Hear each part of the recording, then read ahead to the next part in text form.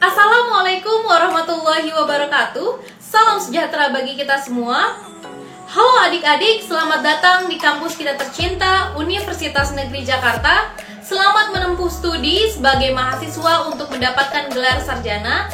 Saya Agustiani Putri, alumni UNJ sekaligus mahasiswa berprestasi utama UNJ tahun 2018, dan saat ini sedang menempuh studi langsung S3 Pendidikan Matematika dengan jalur PMDSU Scholarship dari Kemendikbudristek Dikti. Hari ini topiknya cukup menarik terkait kiat sukses dan juga motivasi belajar di perguruan tinggi, kewirausahaan, dan prospek kerja setelah lulus nanti. Seorang mahasiswa yang baru menginjakkan kakinya di universitas masih memiliki rasa semangat yang menggebu-gebu dalam belajar, berprestasi dengan gemilang, dan juga ingin menyelesaikan studinya dalam waktu kurun 3,5 tahun dengan cum laude degree. Betul? Namun realitanya tidak demikian. Hal ini dapat berubah 180 derajat ketika teman-teman sudah menempuh dan menjalani perkuliahan hari demi hari, semester demi semester yang terlewati, dan menganggap bahwa perkuliahan bukanlah hal yang mudah. Karena kita berada di bawah tekanan atau under pressure untuk mengerjakan berbagai tugas yang diberikan dari semua mata kuliah dan juga mengerjakan berbagai aktivitas baik di dalam kelas maupun di luar kelas. Tapi, satu hal yang harus digarisbawahi oleh teman-teman adalah kemampuan kita untuk beradaptasi dengan lingkungan baru. Beradaptasi dengan pembelajaran yang tentunya berbeda dengan pembelajaran di SMA. Ketika di SMA, kita selalu diberikan, disediakan, difasilitasi oleh guru, disuapi oleh guru semua materinya. Namun tidak dengan mahasiswa. Mahasiswa harus berani dan juga mandiri untuk mencari informasi, memperluas wawasan, dan juga mengasah potensi, bakat, dan soft skills. Mungkin beberapa di antara kalian yang akan mengalami kurang seretnya dengan gaya pembelajaran di perkuliahan karena dosen itu memiliki berbagai style. Setiap dosen itu berbeda tentunya. Dan juga mungkin kalian menganggap bahwa 1, 2, atau 3 mata kuliah itu terlalu sulit bagi kalian. Apalagi saat ini masih berlangsung pandemi, yang mana kita masih bertatap muka via online atau yang disebut dengan pembelajaran jarak jauh. Kita harus beradaptasi dengan PJJ ini. Bagaimana kita harus survive, bagaimana kita harus mengerti meskipun via online. Mungkin banyak di antara kalian yang akan belajar secara online itu menganggap bahwa akan menimbulkan rasa jenuh, bosan, atau mungkin tidak efektif bagi kalian, ya. Dan akhirnya kalian berusaha untuk menunda pekerjaan, menumpuk tugas-tugas, atau tidak kunjung menyelesaikan skripsi kalian, bahkan harus mengulang mata kuliah di semester berikutnya yang akan berujung pada drop out. Kemudian hal ini juga akan diperparah ketika teman-teman mengikuti berbagai aktivitas ya di luar kelas seperti organisasi. Ada teman-teman yang dualisme atau bahkan lebih ya, mengambil lebih dari satu organisasi, di mana teman-teman akan kewalahan ya untuk berbagi waktu, belajar, organisasi, berprestasi, sehingga akhirnya tugas-tugas itu tidak dikerjakan dan amanah pun tidak diselesaikan. Tak hanya di perkuliahan, ketika jenjang karir ya, kalau mau berwirausaha, teman-teman juga harus mampu mengambil resiko ketika mengalami kerugian. Bagaimana caranya? Kita harus membuat promosi yang menarik dan diminati oleh masyarakat. Atau teman-teman ingin menjadi guru ya, bagaimana caranya kita menjadi guru sosok yang disenangi oleh murid dan juga menguasai materi yang baik ketika menyampaikan ke siswa. Dan permasalahan-permasalahan ini akan dialami oleh kalian yang akan menjalani perkuliahan. Dan jangan sampai permasalahan-permasalahan ini akan menyebabkan kegagalan kalian hingga sampai tidak mendapatkan gelar sarjana. Lalu apa yang menyebabkan kegagalan-kegagalan tersebut? Ya, yaitu adalah motivasi belajar dan cara yang digunakan dalam belajar. Motivasi belajar itu ibaratkan api yang sedang menyala. Terkadang dia besar membara, tetapi juga bisa redup seketika. Ilustrasinya adalah ketika teman-teman terjebak di dalam sebuah gua yang gelap, dan teman-teman hanya memiliki sebuah lilin yang menyala, maka teman-teman akan berusaha menjaga lilin tersebut untuk menyusuri jalan-jalan di gua tersebut dan menemukan jalan keluar dari gua tersebut. Bisa dibayangkan teman-teman, kalau lilin tersebut mati di tengah jalan, apa yang akan terjadi? Mungkin teman-teman akan bingung ya untuk mencari arah, jalan keluar, atau mungkin stuck di situ saja, berdiam diri. Sama dengan motivasi belajar. Ketika teman-teman tahu apa yang harus dicapai ya dalam pembelajaran di perkuliahan, teman-teman akan tetap semangat ya. Teman-teman akan menemukan arah dan tujuan teman-teman. Misalkan teman-teman ingin nilainya A ya, maka teman-teman harus rajin belajar ya, mendengarkan presentasi dari guru atau dari teman diskusi lainnya, atau teman-teman berusaha mengerjakan PR dan tugas-tugas sebaik-baiknya. Itulah namanya motivasi belajar. Lalu bagaimana orang yang tidak memiliki motivasi belajar? Maka orang tersebut akan enggan untuk belajar, malas-malasan, menunda pekerjaan, ya, setengah hati untuk belajar, atau bahkan mungkin dia bakal acuh ya terhadap pembelajaran di kelas, tidak peduli dosen menjelaskan apapun, atau bahkan dia tidak akan menghadiri kelas. Itulah pentingnya motivasi belajar, yaitu kita dapat dituntun arah ya sesuai dengan tujuan yang kita miliki. Contohnya adalah ketika kita ingin pergi tujuannya ke Bandung, maka apa yang harus kita lakukan? Yaitu pergi lewat tol yang mengarah tulisannya ke Bandung, bukan tol ke Merak, seperti itu. Lalu bagaimana kalau tidak ada motivasi atau tidak ada arah gitu ya? Ya teman-teman akan mengikuti arus saja, tidak tahu harus kemana, tidak harus tahu jadi apa ya ke depan, 1 tahun ke depan, 3 tahun ke depan, atau bahkan nanti setelah lulus sarjana tidak tahu menjadi apa karena tidak memiliki arah gitu ya. Apalagi ya motivasi belajar ini sangat penting ketika kita belajar via daring atau online ya. Kita melakukan pembelajaran jarak jauh ya. Dan dimana harus memiliki motivasi belajar agar tetap semangat bangun pagi, on cam pagi-pagi, kemudian mendengarkan dosen meskipun hanya aktivitas di rumah saja. Mungkin teman-teman lebih suka rebahan ya, karena pembelajaran jarak jauh ini mungkin sangat menjenuhkan gitu ya. Tetapi motivasi belajar ini harus tetap dijaga agar teman-teman bisa lulus tepat waktu meskipun pembelajaran dari jarak jauh. Ya. Usahakan teman-teman bisa berinteraksi dengan diskusi dengan teman-temannya, kemudian tetap bertanya apabila yang tidak dimengerti. Ya. Begitulah motivasi pembelajaran untuk meraih kesuksesan dan keberhasilan dalam belajar. Dan motivasi belajar ini tidak hanya diimplementasikan di perkuliahan perguruan tinggi, tetapi juga di jenjang karir setelah teman-teman mendapatkan gelar sarjana ya. Kalau misalkan teman-teman memiliki motivasi belajar yang kuat ketika teman-teman membangun wirausaha, teman-teman membangun platform startup ya, maka teman-teman akan terdorong untuk bagaimana caranya mengembangkan perusahaan tersebut agar diminati oleh masyarakat. Dan juga bagaimana caranya ketika teman-teman ingin jadi guru yang disenangi oleh murid ya. Maka langkahnya adalah teman-teman harus bisa menguasai materi yang baik ya, kemudian kooperatif dengan murid atau siswanya, dan sebagainya. Oleh karena itu, motivasi belajar ini akan menjadi penting sekali untuk ditanamkan di dalam diri teman-teman, agar teman-teman ini tidak kehilangan arah, apalagi Anda adalah mahasiswa baru. Di mana mahasiswa baru mungkin masih yang namanya sedikit labil, ingin mengikuti organisasi lebih dari satu, ingin mencoba ini, itu, dan sebagainya. Karena fase itu wajar. Setiap orang mungkin penasaran ya untuk mencoba ya BEM, kemudian tingkat universitas, organisasinya, dan sebagainya. Tapi jangan lupa bahwa belajar adalah prioritas utama dan motivasi belajar itu harus tetap terjaga.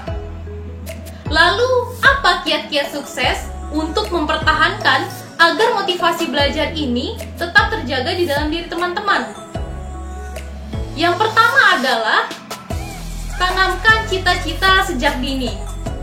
Ketika teman-teman memiliki cita-cita dari sejak kecil, ingin menjadi seorang pendidik, ya, itu akan mengakar dan juga menjadi pondasi yang kuat ketika teman-teman dewasa. Teman-teman akan selalu mengingat cita-cita teman-teman dan mengarahkan kepada untuk menjadi pendidik tersebut. Berarti teman-teman harus mengambil, ya, universitas jurusan pendidikan. Seperti itu. Bayangkan teman-teman kalau tidak tahu teman-teman ingin menjadi apa. What do you want to be in the future? Ya, ingin jadi apa teman-teman 2 tahun mendatang, 3 tahun mendatang, 5 tahun mendatang, atau jangka pendek lah ingin menjadi apa gitu ya. Mungkin teman-teman akan menjadi pengangguran, tidak harus tahu kemana, tidak tahu harus melamar ke perusahaan apa ya. Oleh karena itu, menanamkan cita-cita dari sejak kecil atau dari sejak dini ya, ataupun kalau teman-teman yang belum memiliki cita-cita, tanamkan sekarang cita-cita kalian. Tanyakan pada diri kalian, apa cita-cita kalian sebenarnya? Apakah ingin menjadi guru, artis, koki, atau sebagainya ya? Atau peneliti, dosen? Kalian harus tanyakan di dalam diri kalian, apa sih sebenarnya yang saya inginkan, dan saya ingin jadi apa nanti setelah lulus. Atau ketika teman-teman memasuki perkuliahan sudah menargetkan untuk menjadi mahasiswa berprestasi di UNJ. Lalu langkah apa yang harus diambil? Yaitu mempersiapkan dan juga mengimprove kemampuan bahasa Inggris, baik melalui interaksi dan diskusi dengan orang yang jago bahasa Inggris, atau mengikuti les di suatu lembaga. Yang kedua adalah berlatih menulis karya ilmiah. Yang ketiga adalah kita mengikuti perlombaan-perlombaan sesuai dengan jurusan. Dan yang keempat, tetap menjaga kualitas belajar agar dapat IPK lebih dari 3. Langkah kedua adalah optimalkan kemampuan. Contohnya adalah ketika kita ingin membaca suatu tulisan, maka harus disertai dengan kemampuan mengenal huruf-huruf yang ada di bacaan tersebut. Ataupun ketika kita bayi ya, kita ingin berjalan, otomatis kita harus belajar ya, harus menguasai kemampuan merangkak, kemudian juga merembet di tembok. Dan itulah kita optimalkan yang namanya kemampuan di dalam diri kita. Apalagi teman-teman yang sudah memiliki bakat. Dan kemampuan ini berkaitan dengan passion teman-teman. Teman-teman passionnya di mana? Ya, passion itu adalah segala sesuatu yang kita lakukan dan menghasilkan output. Contohnya adalah passion saya di penelitian. Ya. Berarti saya harus belajar segala sesuatu terkait penelitian, berusaha meneliti dan juga mempublikasi karya ilmiah, di mana publikasi karya ilmiah tersebut dapat menjadi referensi bagi orang lain. Kemudian yang kedua adalah terkait growth mindset. Jadi teman-teman harus menanamkan percaya diri ya. Kalau melakukan apapun itu harus percaya diri. Baik mau presentasi ya, misalkan teman-teman berpikir malu kalau kemampuan teman-teman itu belum sejago teman-teman yang lain gitu. Atau ingin menjadi mahasiswa berprestasi, mungkin teman-teman minder, kemampuan bahasa Inggrisnya belum bagus ya. Harusnya maupun salah benar grammarnya, teman-teman harus tetap percaya diri. Percaya diri adalah kunci awal kesuksesan. Yang kedua adalah kreativitas. Nah, kreativitas ini akan membedakan satu orang dengan orang lainnya. Apa sih yang unik dari orang tersebut? Apa perbedaan kita dengan yang lain? Ya, kalau orang tidak bisa ini, berarti kita harus bisa, gitu, melakukan sesuatu yang tidak bisa orang lain. Gitu ya. Kemudian yang ketiga adalah kita juga harus menyukai tantangan.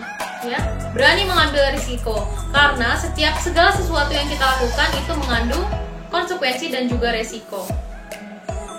Kalau kita misalkan ingin menjadi mahasiswa berprestasi, berarti kita harus siap untuk ya berkorban ya kesana kemari berbagi aktivitas dan juga berbagi jadwal, berbagi waktu agar mampu menjadi mahasiswa berprestasi. Dan yang terakhir adalah kita harus selalu mendengarkan saran atau kritikan dari orang lain. Kita tidak bisa tutup telinga. Yang namanya improvisasi dan juga evaluasi itu dibutuhkan untuk meningkatkan kualitas diri kita sendiri. Yang ketiga adalah kita kondusifkan kondisi dan juga berkaitan dengan kesehatan mental kita. Ya.